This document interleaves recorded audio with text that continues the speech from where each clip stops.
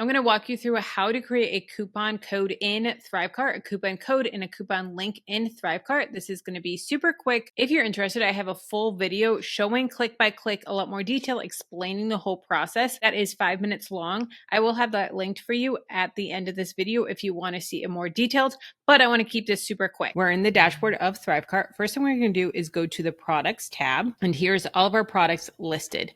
Now we're going to see coupons here. So we're going to click coupons, and then here's all the coupons that I have, but we're going to create a new coupon. This first part is just where you are going to name it internally for you. So this is what you see. So I'm going to do YouTube discount. This next part is the actual coupon code. So this is what people will be using, and it needs to be at least 3 characters. So I'm going to be YouTube 50. If you want to see a full version of this video where I go through each part, check out this video here. And if you want to see how to create a coupon code for an affiliate that's linked directly to them, check out the video in the description.